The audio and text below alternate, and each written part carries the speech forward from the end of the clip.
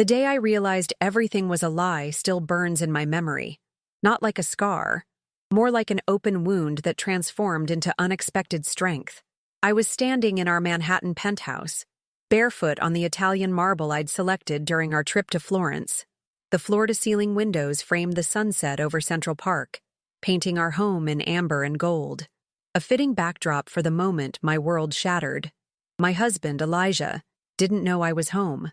He'd been growing careless lately, leaving his office door ajar, speaking too loudly on calls he thought I couldn't hear. Something had shifted in him over our 3 years of marriage. The attentiveness faded. The passionate glances cooled. The way he used to trace my jawline with his fingertips. Gone. I'd dismissed it as the natural evolution of marriage. We were busy people. I was running my grandfather's legacy, Hartwell Innovations, a tech empire valued at nearly $8 billion. Being a female CEO in that world consumed my energy. Meanwhile, Elijah managed his investment portfolio and charity foundation. At least, that's what I thought he did. That evening, I returned early from a board meeting. Our penthouse was silent except for Elijah's voice filtering from his study. I was about to announce my presence when I heard my name.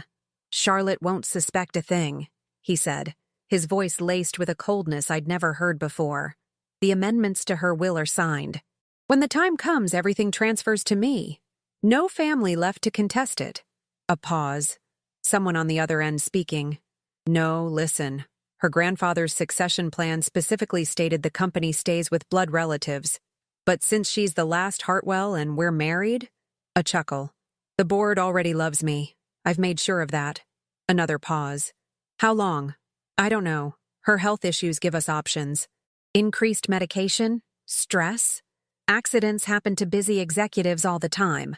I froze, my hand clasped over my mouth to silence the gasp threatening to escape. My heart hammered against my ribs with such force I feared he might hear it. "Look, it's been 3 years of this charade. Playing the doting husband, listening to her drone on about her day, pretending her charity work matters.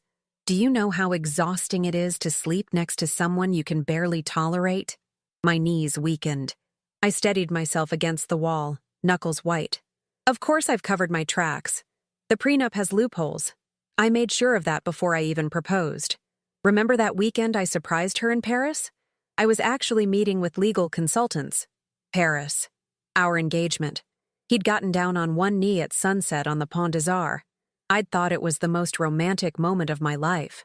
"Listen, Vanessa, once this is done, we'll have everything we planned. The house in Malibu, the yacht, all of it." Vanessa.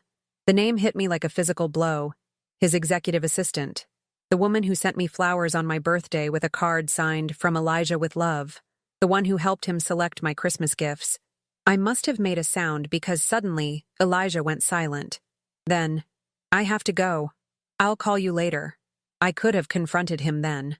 Stormed in, screamed, thrown things, all the predictable reactions.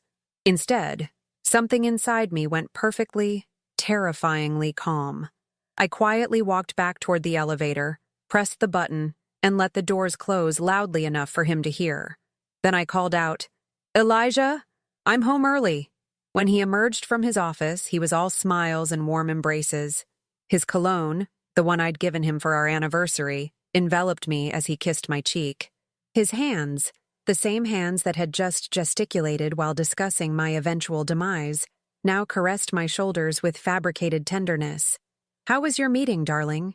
he asked, his blue eyes, the eyes I once thought reflected the ocean where we first met, now seemed as shallow as a puddle. "Enlightening," I replied, my voice steady despite the hurricane raging inside me. "Truly eye-opening." He smiled, oblivious to the double meaning. "That's wonderful. I've ordered dinner from that Italian place you love." The irony wasn't lost on me. He was ordering my favorite meal while planning my funeral. "Perfect," I whispered, matching his performance with one of my own. "I'm just going to freshen up." In our master bathroom, I stared at my reflection. My grandfather's words echoed in my mind. "Charlotte, in business and in life, never let them see you bleed." Harold Hartwell had built an empire from nothing, survived corporate takeovers and betrayals. He'd raised me after my parents' plane crash, taught me that vulnerability was private, but strategy was everything. I studied my face, high cheekbones inherited from my mother, determination in my eyes from my father, and the calculating intelligence that was purely grandfather. I wasn't just a Hartwell by name. It was in my DNA. In that moment, looking at myself, I made a decision. Elijah thought he was playing chess, but he didn't realize he was moving pieces on my board. I splashed cold water on my face, reapplied my lipstick, Crimson Victory, my signature shade, and walked back out to dine with the man who planned to kill me. "Everything okay?" he asked, opening a bottle of my favorite Bordeaux. I smiled, raising my glass in a toast. "To revelations," I said. He clinked his glass against mine, confusion momentarily clouding his features before his mask slipped back into place. "To us," he countered. "Yes," I agreed, sipping the wine slowly, savoring both its rich notes and the knowledge he couldn't see coming. "To what we truly deserve." The next 3 months were a masterclass in deception, not his, but mine. Every morning I woke beside Elijah, studying the profile of the man who wore love like a costume. I'd brush my lips against his cheek, whisper, "I love you," and swallow the bitter taste of those words. At night, I'd listen to his breathing, wondering at what point in our relationship the genuine had become counterfeit. Was it ever real? Had he targeted me from the beginning? The Hartwell heiress, newly emerged from mourning my grandfather, vulnerable in my new role as CEO? I remembered our first meeting at the charity gala. I'd been overwhelmed, drowning in responsibilities I felt unprepared for. Elijah appeared like salvation in a tailored suit, attentive, knowledgeable about my company, passionate about similar causes. Now I understood it had been reconnaissance, not coincidence.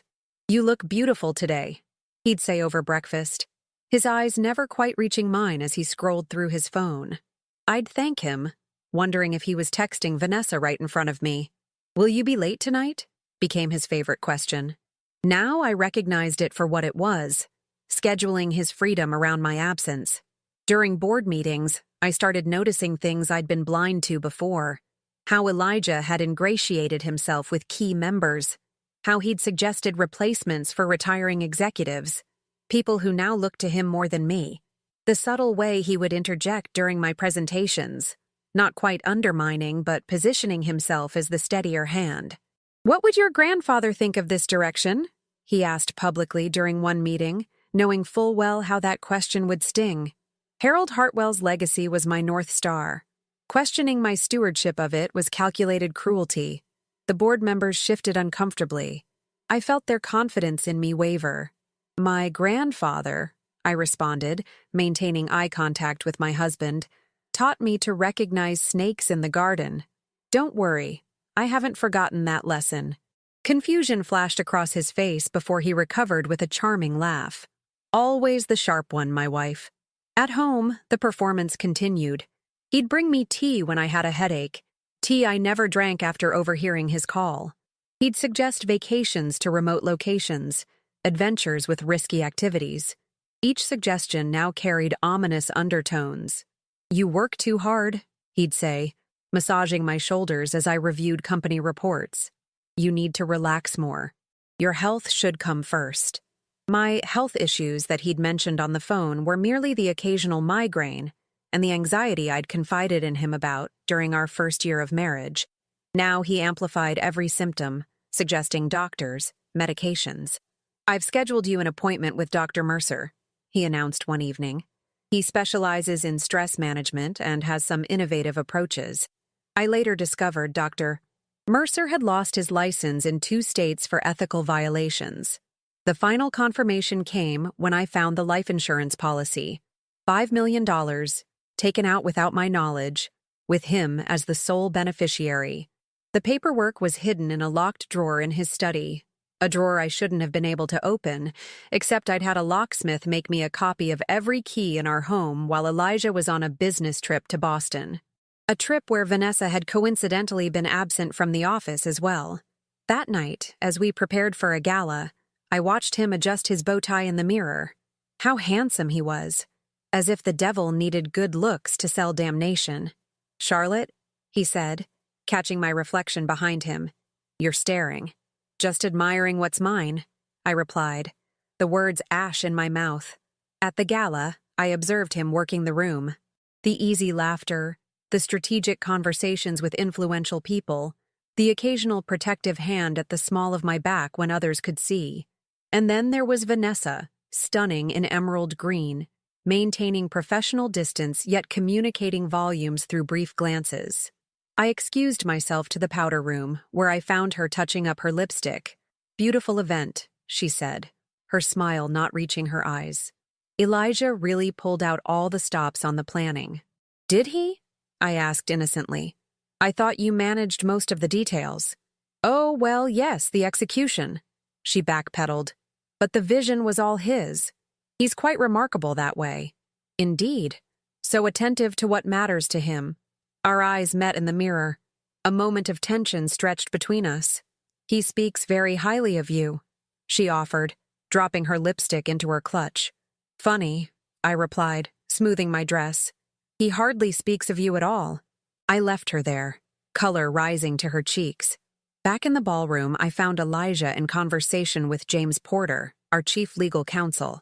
James looked uncomfortable, nodding stiffly as my husband spoke animatedly. Everything all right? I asked, slipping my arm through James's. Elijah was just suggesting some updates to the company succession protocols, James said carefully.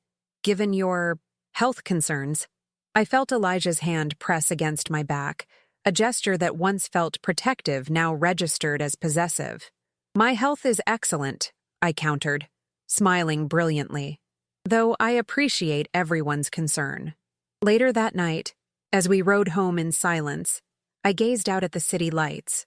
All those buildings, all those lives, all those stories of betrayal playing out behind lit windows. Was I truly alone in this? Or was this the most common story never honestly told? I gave everything to him, I thought, as I watched his reflection in the car window. My trust, my love, my vulnerability. And he packaged it all as an investment toward my destruction. Elijah reached for my hand in the darkness. I let him take it, his warm fingers interlacing with mine. How strange that the touch that once thrilled me now made my skin crawl. How terrible that I could still remember loving him while planning his downfall. You seem distant tonight, he murmured. Just tired, I answered, squeezing his hand with false affection. I'm exactly where I need to be. They say revenge is a dish best served cold. Mine would be glacial. The morning after the gala, I began implementing what I privately called Operation Glass House. If Elijah thought he could shatter my world, I would make sure he was standing on brittle ice when it happened. First, I needed allies, but trust had become a luxury I couldn't afford. Instead, I created compartmentalized relationships where each person knew only their piece of the puzzle. I started with Diane, my grandfather's former executive assistant who had retired shortly after my marriage, a retirement I now suspected Elijah had orchestrated. Charlotte Hartwell, she said when I appeared at her Connecticut cottage, surprise evident in her voice. What brings the Queen of Tech to my humble abode? I need your discretion and your memory, I replied, accepting the tea she offered. And I need to know why you really left. Her shoulders straightened. He said you wanted fresh blood, younger energy. I didn't believe it, but when the severance package came with your signature, a signature I never authorized, I said quietly. Understanding dawned in her eyes. Without another word, she retrieved a leather-bound journal from her bookshelf. I've kept records of everything that seemed off. Your grandfather taught me well. The journal contained dates, conversations, discrepancies in company documents, all pointing to systematic undermining of my authority, orchestrated by my husband. He's been planting his people throughout the company, Diane explained, creating a shadow leadership loyal to him. Then we'll need our own shadows, I replied. I enlisted James Porter next, the legal counsel who had looked so uncomfortable at the gala. I invited him to lunch at an obscure restaurant where Elijah would never appear. I need to know what my husband has been discussing with you, I said after we ordered. James fidgeted with his napkin. Client confidentiality doesn't apply when the client is committing fraud, I interrupted. Or when the company counsel's primary duty is to the company, not individual executives. His face paled. He's been pushing for amendments to your grandfather's succession plan, creating contingencies in case you become incapacitated. And what did you tell him? That such changes require board approval. That's when he started cultivating board relationships. I nodded. James, I need you to continue appearing receptive to his ideas. Document everything. Can you do that without raising suspicion? The hesitation in his eyes was brief but noticeable. What exactly are we dealing with here, Charlotte? A hostile takeover, I replied, of the most personal kind. With Diane reconstructing the paper trail of Elijah's manipulations and James monitoring his current moves, I turned to the most delicate part of my plan, Vanessa. Rather than confront her, I studied her. I learned her routines, her weaknesses, her motivations. Unlike Elijah, who saw only what he could gain from me, I saw Vanessa clearly. Ambitious, insecure, desperate for validation. I arranged for her to overhear a conversation where I mentioned promoting her to a European office, getting her out of my hair, as I put it to a colleague who was in on my plan. The seed planted, I watched it grow as she began making subtle mistakes in her eagerness to prove herself indispensable to Elijah. Meanwhile, I created a false vulnerability. I began confiding in Elijah about increased anxiety, allowing him to think his suggestions were working. I accepted the appointments with his recommended doctors, but saw my own physicians in secret, documenting every suspicious prescription and recommendation the questionable doctors provided. I made a show of updating my will, with the amendments he'd manipulated me into signing. What he didn't know was that I'd created a secondary will with my personal attorney, one that would invalidate the first if any suspicious circumstances surrounded my death. The most challenging aspect was maintaining the pretense of our marriage. Each kiss, each dinner conversation, each night beside him required Oscar-worthy performance. I laughed at his jokes, accepted his advice, leaned on him at social functions, all while systematically disconnecting our financial entanglements. "You seem different lately," he commented one evening as we prepared for bed. "More relaxed." I smiled, applying the night cream he'd given me for my birthday. A cream I'd discovered contained ingredients that could trigger my skin allergies. "I think the new medication is helping. You were right about Dr. Mercer." His smile didn't quite reach his eyes. "I'm glad. I just want what's best for you." "I know you do," I replied, watching him through the mirror. "You always have my best interests at heart."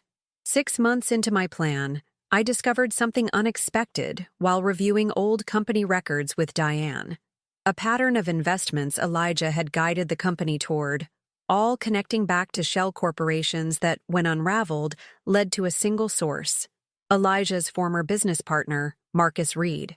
The same Marcus Reed who had allegedly died in a boating accident 2 years before I met Elijah. "He's alive," I whispered, connecting the final dots. "And they've been working together this entire time." The realization transformed my understanding of the trap I was in. This wasn't just about my fortune or the company. This was an elaborate scheme years in the making. I hired a private investigator who specialized in finding people who didn't want to be found. 3 weeks later, I received a file containing photographs of Marcus Reed very much alive, residing in a private compound in Argentina. And beside him in several photos, Vanessa. The puzzle assembled itself before my eyes. Marcus, the financial genius. Elijah, the charismatic frontman. Vanessa, the inside operative. And I was merely the vault they needed the combination to. That night, I stood on our penthouse balcony, looking out at the city that had witnessed my family's rise over generations, the empire my grandfather built, that my parents had expanded, that now rested in my hands. "Beautiful view," Elijah said, joining me with 2 glasses of champagne. "What are we celebrating?" I accepted the glass, noting how careful he was to hand me the one from his left hand. "The future," I said, pretending to sip, "and the past that shapes it." "Poetic," he remarked, drinking deeply from his own glass. "You seem contemplative tonight." "Just thinking about legacy," I replied, and what people truly leave behind when they're gone. He had no idea how prophetic those words would soon become. The annual Hartwell Foundation Gala provided the perfect stage for the final act. For generations, my family had used this event to announce major initiatives and company directions. This year would be no different, except everything would change. I spent weeks ensuring every detail was perfect. The venue, my grandfather's favorite museum, the guest list, carefully curated to include key players in my industry, the entire board, media representatives, and most importantly, people Elijah didn't know I knew. As I dressed that evening in a gown of midnight blue, my grandfather's favorite color, Elijah watched me with appreciative eyes. "You're stunning tonight," he said, adjusting his cufflinks, platinum with sapphire insets, a gift from me on our first anniversary. "Ready to dazzle the board?" "More than ready," I replied, securing diamond earrings that had belonged to my grandmother. "Tonight feels significant?" His smile flickered with something I now recognized as calculation. "Every year you say that. This year I mean it." At the gala, I played my role flawlessly. The gracious hostess, the committed CEO, the adoring wife. I watched Elijah work the room, confirming board members' support, laughing with key investors, his hand possessively at the small of my back whenever cameras pointed our way. Vanessa arrived looking nervous, her eyes darting between Elijah and me. I'd ensured her invitation after accidentally seeing text messages on Elijah's phone about her attendance being crucial. Little did they know I'd wanted her there all along. At precisely 9 o'clock, I took the stage for my annual address. Elijah stood in his usual spot near the front, champagne in hand, expression attentive and supportive. "Good evening," I began, surveying the room filled with elegantly dressed power players. The Hartwell Foundation has always been about legacy, about creating something that outlasts us all. The room quieted, attention focused on me. My grandfather used to say that true wealth isn't measured in dollars but in impact, in the changes we create that can't be undone, in the truth we bring to light that can't be buried again. I noticed Elijah shifting slightly, a barely perceptible furrow appearing between his brows. "Tonight, I'm announcing several changes to Hartwell Innovations and the Foundation, changes that honor that legacy of impact and truth." I smiled directly at my husband. "First, I'm pleased to announce our acquisition of Reed Technologies, a company presumed defunct after the disappearance of its founder, Marcus Reed." Murmurs rippled through the crowd. Elijah's glass halted halfway to his lips. An extensive investigation revealed Reed Technologies has been operating through shell corporations for years. Tonight we're bringing it into the light, and under the Hartwell umbrella. I gestured to the side entrance where 2 security officers escorted in a man many thought dead. Marcus Reed looked older than his photos, his expression thunderous as he surveyed the room. "Mr. Reed has agreed to cooperate fully with federal authorities regarding certain financial irregularities in exchange for considerations in his case." Elijah's face had gone from confused to ashen. He began moving toward the exit, only to find his path blocked by more security personnel. "Additionally," I continued, my voice steady despite my racing heart, "I'm announcing a restructuring of our executive team and board, effective immediately." Large screens around the ballroom illuminated with documents, emails, bank transfers, all meticulously organized evidence of the conspiracy against me and the company. For those just catching up, what you're seeing is evidence of an elaborate attempt to defraud Hartwell Innovations and its shareholders, an attempt orchestrated by individuals I trusted most. Cameras flashed. Board members gasped. Vanessa made a dash for the door but was intercepted by hotel security. "Elijah," I said, addressing him directly now, "perhaps you'd like to explain to our guests why you've been systematically positioning yourself to take control of Hartwell Innovations in the event of my untimely and planned demise?" The room erupted in shocked exclamations. Elijah's handsome face contorted with rage before smoothing into practiced charm. "Charlotte, darling," he called out, arms spread placatingly, "you're unwell. The stress of discovering my husband has been slowly poisoning me," I interrupted, my voice cutting through his like a blade. "Or the stress of learning the medications your doctors prescribed contain compounds that would eventually cause organ failure?" That kind of stress? James Porter stepped forward, accompanied by 2 FBI agents. Mr. Hartwell Brooks, we have some questions regarding certain financial transactions and insurance policies. This is ridiculous, Elijah sputtered, looking around wildly for allies. Charlotte is clearly experiencing paranoid delusions. Ask anyone, she's been increasingly unstable. Actually, came a familiar voice from the crowd, she's been remarkably lucid. Dr. Elizabeth Chen, my actual physician for the past decade, stepped forward. I've been monitoring Charlotte's health weekly. Tests confirm deliberate heavy metal poisoning, consistent with compounds found in products specifically provided to her by her husband. The evidence continued mounting as James presented document after document, the falsified will, the life insurance policies, the systematic replacement of loyal executives with Elijah's people. Through it all, I remained composed on stage, watching the man who had planned to bury me being buried instead by his own actions. When security finally led Elijah away, he locked eyes with me one last time. "You won't win this," he hissed. "You're nothing without me." I stepped close enough for only him to hear. "I was everything before you, and now you're nothing without me." As the gala dissolved into chaotic conversation and media frenzy, I retreated to a private room where Diane waited. "Your grandfather would be proud," she said, handing me a glass of water. "He taught me well," I replied, finally allowing my hands to tremble slightly. "Never sign what you haven't read. Never trust what you haven't verified. And never, ever let them see you coming." Outside, I could hear the commotion as guests departed. Reporters shouted questions, and the authorities secured evidence. My world had just imploded publicly, but unlike the destruction Elijah had planned for me, this was a controlled demolition, one that would clear the ground for rebuilding. My phone buzzed with an incoming text from James. "All secured. He's in custody. The board is in shock, but solidly behind you." I closed my eyes briefly, exhaling 3 years of fear and performance. When I opened them again, I was ready for what came next. 1 year later, I stood at the window of my new office, 30 floors down from the penthouse I'd once shared with Elijah. I'd sold the penthouse, unable to sleep there after everything. Some ghosts can't be exorcised, they can only be left behind. The criminal trials had concluded 3 months earlier.